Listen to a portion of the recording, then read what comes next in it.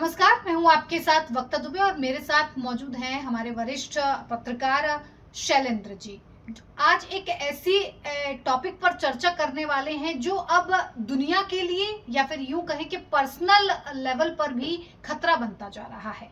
एक ऐसी घटना हुई न्यूजीलैंड के संसद में पिछले महीने जो अब दुनिया भर में सुर्खियां बटोर रही है।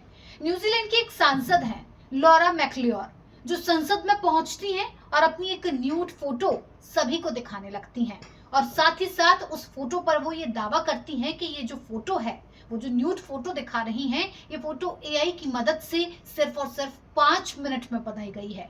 यानी कि सिर्फ ये 5 मिनट में बनाई गई फोटो किसी की छवि को, किसी के रंग रूप को, किसी के व्यवहार को एकदम से धूमिल कर सकती है। उनका कहने का मतलब था कि एआई अब व्यवहारिक रूप से अगर देखा जाए तो लोगों के लिए मुसीबत, खतरा बनती जा रही है और इसी को लेकर वो संसद में पहुंची थी और इस पर एक कानून बनाने की मांग कर रही थी। लेकिन क्या हुआ, आगे की कहानी हम समझेंगे शैलेंद्र जी से। शैलेंद्र जी, जिस तरह का उन्होंने एक साहसिक कदम उठाया, जिस तरह से वो इस पूरे एआई के चीज को लेकर एक मांग उठा रही थी, क्या ये तरीका सही था? एक एआई को लेकर जो वो एक मांग कर रही थी, वो करने का ये तरीका उनका ठीक था, जायज था? देखिए, वहाँ उनका अपना तरीका था उनका इस चीज़ को उठाने के। उनको हाँ। उनको ऐसा लगा होगा कि भाई इससे बात मतलब कि ज़्यादा तीव्रता के साथ लोगों तक पहुँचेगी, बहस के केंद्र में आएगी। वो जो उनकी आपत्तिजनक तस्वीर किसी और ने नहीं, उन्होंने खुद से क्रिएट किया था। बिल्कुल। और ये दिखाने के लिए उन्होंने संसद में वो तस्वीर अपनी खुद दिखाई और कहा कि भाई देखिए, एआई तो एक किस्म का करिश्मा है, ये बड़ी अद्भुत चीज़ है और बड़ी अच्छी चीज़ है। हाँ। लेकिन कोई भी जो चीज़ होती है उसके दो पहलू होते हैं। इसका वो ये जताना चाह रही थी कि भाई इसका कितना नुकसान हो सकता है। उन्होंने कहा कि अब मैंने जब 5 मिनट में ये काम कर लिया, कोई भी किसी के साथ कुछ भी इस तरह से कर सकता है, इस तरह की हरकत कर सकता है। तो उनका ध्यान ये दिलाना था कि भाई वो अपनी सरकार से कह रही थी कि भाई आप इससे रिलेटेड कानून जो है इसको रेगुलेट करने के लिए अपने लॉ को उतना स्ट्रॉन्ग कीजिए, आप पर्याप्त तैयारी कीजिए। और एक और मुद्दा जो उन्होंने उठाया, उन्होंने कहा कि ये सिर्फ न्यूजीलैंड के स्तर पे नहीं, किसी एक देश के स्तर पे नहीं होना चाहिए, ये विश्व स्तर पर सम्मिलित रूप से इसको रेगुलेट करने के लिए कुछ लॉ होना चाहिए जो बहुत स्ट्रिक्ट हो। उन्होंने कहा कि तभी बात बनेगी, नहीं तो इसकी जितनी अच्छाइयां हैं, ठीक है ना, वो अच्छाइयां तो है अपनी जगह, वो बहुत अच्छी चीज है, लेकिन उतनी ही बुराइयां हैं और वो बहुत नुकसान देने वाली है आने वाले समय में।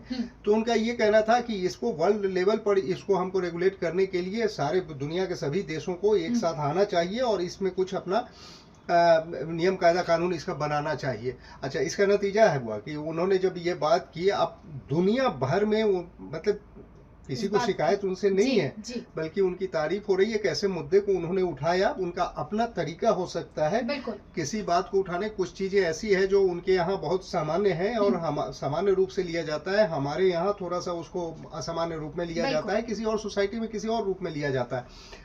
अपने यहाँ के हिसाब से उनके इस मुद्दे को उठाने के तरीके पर कहीं कोई सवाल नहीं है। हाँ। बट ये इसका ये नतीजा हुआ है कि दुनिया भर में इस पर बहस बहुत तेज हो गई है। बिल्कुल, लेकिन जब वो न्यूजीलैंड की संसद में एक कानून बनाने की मांग कर रही हैं, जो कि जायज है, लेकिन न्यूजीलैंड की संसद ने इस पर सहमति नहीं जताई और इससे इनकार कर दिया।